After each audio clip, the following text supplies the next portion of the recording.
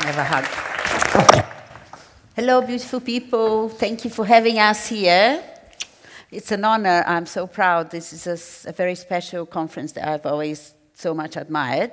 Can't talk too much, so let's get on with it. So the first thing to say is that, yes, I moved to Pentagram about 5 or 6 years ago because I think I really felt I wanted to spend my time doing work that I care about and that I believe, and no branding for corporations or anything like that. So Pentagram is very much a place that allows us, all of the partners, to create things that we love and care, and it fits much more with my vision and my beliefs. So to start with, I'll show a very brief compilation of what I've been doing in that sense. And it ranges from culture to caring about animals, through social change, global warming and fighting against that, and a bit of everything, really. Cancer, a lot of cancer charities we do. And I'm so proud that I really can spend all my time doing things I believe in now. So we start with that. You can raise the volume even.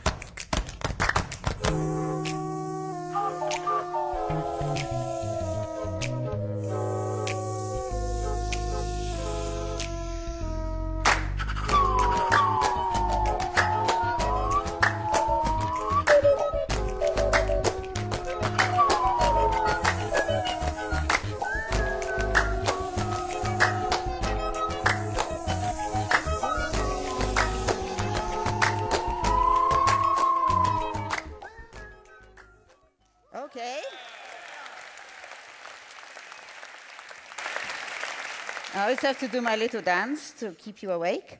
So, okay, but I think somehow in the last few years, the world's been going so wrong, and this is not us being sensationalist or anything. I think even before Trump coming and Brexit, it really felt like xenophobia is growing, the environmental change, so many things are going really wrong. And I feel as a designer that just doing design doesn't feel enough somehow, unless you perhaps, I mean, maybe just doing the everyday job doesn't feel enough. So I wanted to try and do something a little bit more with my life, and that's when I got brave enough to make this film, Red Trees. It started as a very short kind of not ambitious project at all. I wanted to talk about the story of my family as a family, in fact, of refugees who survived the war, one of the only 12 Jewish families to survive the Nazi occupation of Prague.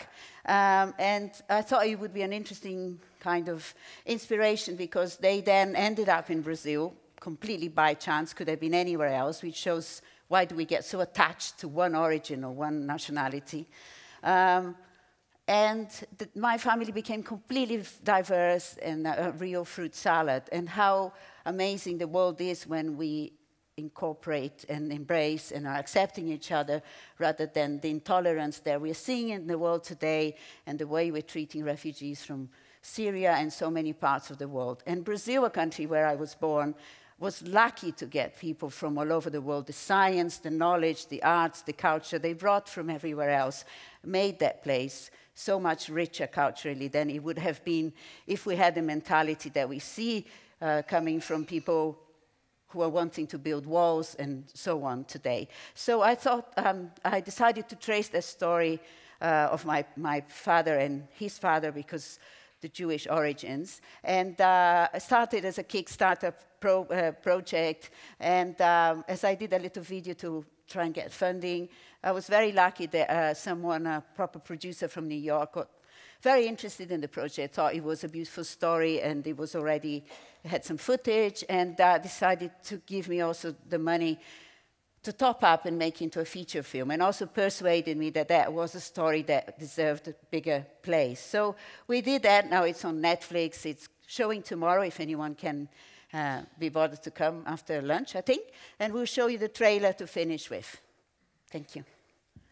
Oh, I have to, no, sorry, I have to press the buttons. I'm too excited. So this is, actually this is on WeTransfer at the moment. When you transfer things, there's a little advert. And we will see the trailer now. Can we make it dark, maybe?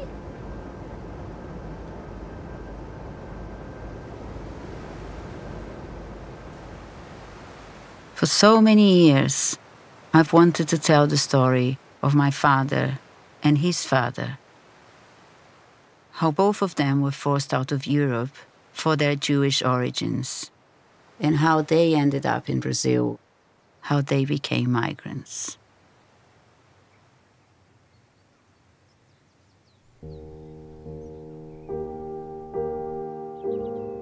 As my children grow and my father gets older, for me time grows much more precious. Somehow it's become urgent to tell my father's story. It's a story not only of my family, but of so many others.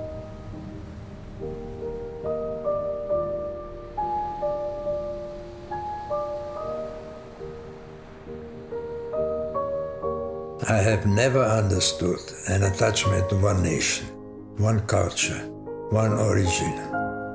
Our origins are many. Our journey is utterly unpredictable. We are a mixture, and in this there is beauty. Today I see so many migrants on the move again in Europe. They're put to sea in tiny boats. Sometimes they drown. Children, parents, grandparents. My father is a child. Other children in the neighborhood throw stones at him and call him Jew. In the face of stones, he walks to school. He studies. He grows. I draw the scene in colored pencil.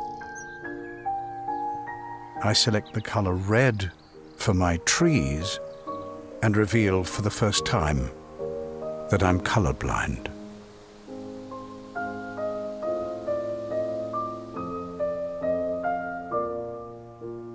We're in shock. A year before, I'd attended a Jewish summer camp. Now, all the friends I made there have gone. Sent to concentration camps, never to return. I'm the only one left.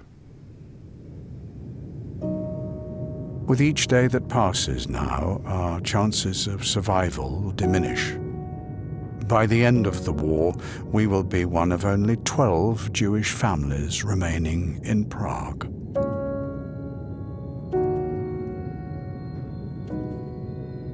My father cannot imagine what waits for him in Brazil.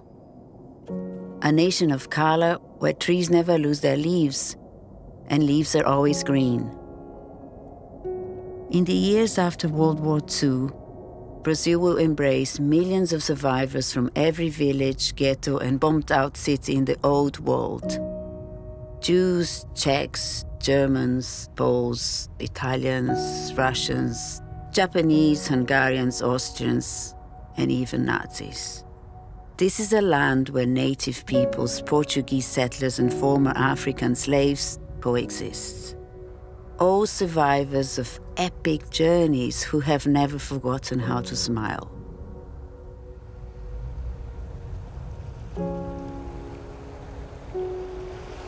Vovo, are you a Jew?